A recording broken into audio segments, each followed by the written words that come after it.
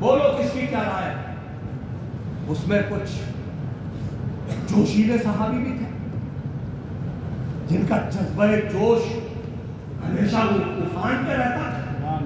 کھڑے ہو گئے, اللہ اکبر کا نعرہ لگایا, کہا یا رسول اللہ دشمن آ رہا ہے تو محمد کے غلام بھی کسی دشمن آ رہا ہے, دفاعی جنگ نہیں لڑی ہے, مدینے سے باہر نکل کے مقابلہ کیا. انہوں نے اپنا موقف بیان کیا. ایک اور صحابی تھے, انہوں نے کوئی اور درمیانی بات کہی, کسی نے کوئی اور مشورہ دیا. ایک صحابی تھے وہ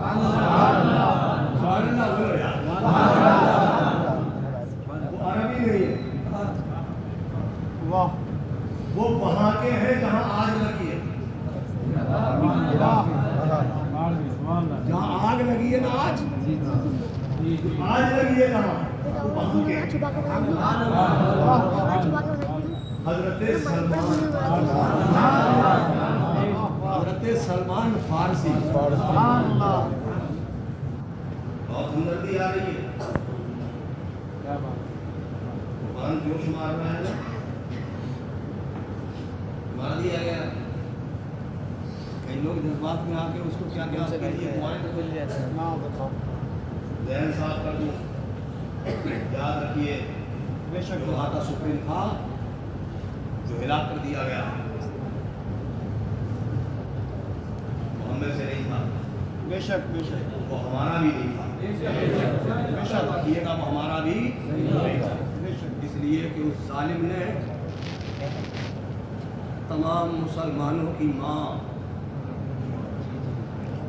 حضرت اماں عائشہ صدیقہ رضی اللہ تعالی عنہا, جو میرے محبوب کی محبوبہ, جو محبوب ہے, محبوب کائنات ہے, میرے حضور کی پیاری بیوی ہے, ان کی شان اقدس میں ظالم نے وہ زبان درازی کی ہے. وہ الفاظ بولے ہیں جن لفظوں کو نہ ہمارے کان سن سکتے ہیں نہ ہمارے دل برداشت کر سکتے ہیں. ایسی گستاخیاں کی ہیں, اس لیے وہ ہم میں سے نہیں ہے. اس کے لیے دعا کرنا حرام, بے شک اس کے لیے دعا مغفرت کرنا اگر اس کو مسلمان جان کے کیا تو کفر ہو جائے گا. ایمان سے بھی ہاتھ دھو بیٹھیں گے, بے شک اور یوں ہی ہمدردی کے طور پہ کیا تب بھی حرام ہے. ٹھیک ہے, یہ مسئلہ میں نے واضح کر دیا. وہ وہاں سے تعلق رکھتے تھے, اسی زمین سے. ان کا نام تھا حضرت سلمان فارسی, جسے آج ایران کہا جاتا ہے, وہ کسی زمانے میں فارس کہلاتا تھا. حضرت سلمان فارس سے آئے تھے, مدینہ پاک میں آ کر کے میرے حضور کے غلام بن گئے. حضرت سلمان فارسی اٹھ کے کھڑے ہوئے, عرض کیا یا رسول اللہ, ہمارے ملک میں جہاں سے میں تعلق رکھتا ہوں اگر وہاں کوئی دشمن اٹیک کرنے والا ہوتا ہے تو ہمارے یہاں ایک ترکیب نکالی جاتی ہے. کہا کون سی ترکیب؟ کہا کہ ہمارے یہاں شہر کے چاروں طرف ایک اتنی بڑی کھائی بنائی جاتی ہے, خندق کھودی جاتی ہے جسے دشمن عبور نہ کر سکے. اتنی گہری ہوتی ہے کہ اگر اس میں دشمن اتر جائے تو اوپر نہ چڑھ سکے. اتنی چوڑی ہوتی ہے کہ دشمن اسے پار نہ کر سکے. ایسی کھائی بنا کر ہم اپنے شہر کی حفاظت کرتے ہیں. اللہ کے رسول کو یہ بات بہت پسند آئی. صحابہ کو لگا میٹر کے حساب سے ناپ کے زمین دی گئی کہ تمہیں اتنا حصہ کھودنا ہے, تمہیں اتنا حصہ کھودنا. اس میں کئی معجزات کا ظہور ہوا ہے. ابھی جو میں بتانا چاہتا ہوں جو میں اپنے جملے کی تائید میں کہ ڈر اور حیدر دونوں ایک ساتھ جمع نہیں ہو سکتے. اس جملے کی تائید میں اپنی بات کر رہا ہوں, کیونکہ اگر میں تفصیل میں چلا جاؤں گا تو بات بہت لمبی ہو جائے گی, وقت بہت ہو جائے گا, اور پھر آپ وہ نہیں سمجھ پائیں گے جو میں آپ کو سمجھانے کی کوشش کروں گا. وقت آیا, خندق کھد گئی, دشمن اپنی پوری طاقت کے ساتھ آیا.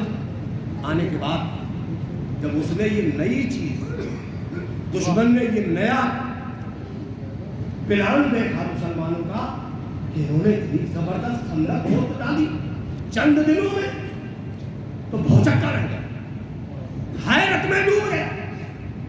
یہ کیا ہو گیا؟ اب ہم کیسے اٹیک کریں مدینے پر؟ اللہ کے رسول صلی اللہ تعالی علیہ وسلم اپنے غلاموں کو لے کر مدینے میں اندر خندق کے قریب میں جگہ جگہ صحابہ کو لگا دیا، اور حضور مشاہدے کے لیے تشریف فرما ہو گئے۔ دشمن کا دیکھتے رد عمل کیا ہوتا ہے۔ سبحان اللہ۔ اب وہ تو بوکھلا گئے، یہ نئی چیز تھی عربوں کے لیے، ارے یہ کیا کر ڈالا ہے انہوں نے۔ انہی میں ایک ایسا پہلوان بھی تھا جس کی شہرت کا سورج خط نصف النہار پہ جگمگا رہا تھا، ایسا جنگجو، ایسا بہادر جس کی تلوار کی کاٹ عرب میں کسی اور کے پاس نہیں تھی، بہت بہادر تھا وہ۔ اس کا نام تھا عمر ابن عبد بدھ، عمر ابن عبد بدھ نام تھا۔ کتابوں میں لکھا ہے 1000 پہلوانوں سے لڑنے کی طاقت رکھتا تھا۔ اللہ، اس نے ابو سفیان سے کہا، ابو سفیان یہ ہم کیا نئی چیز دیکھ رہے ہیں، اب ہم کیا کریں گے؟ ابو سفیان بھی چکر میں پڑ گئے، کیا کیا جائے؟ حیران تھے سب لوگ۔ اس نے کہا کہ آخر مسلمانوں نے یہ خندق کھودی ہے اپنے دفاع میں، اپنی حفاظت میں، مگر میں یہ خندق پار کر کے دکھاؤں گا۔ اس نے خندق کے چاروں اس کے گرد اپنے گھوڑے پہ بیٹھ کر گھومنا شروع کر دیا، اور یہ اندازہ لگانے لگا کہ خندق کے کس حصے سے میں اپنے گھوڑے کو پار کرا سکتا ہوں۔ اس لیے وہ گھومنے لگا، گھومتے گھومتے اسے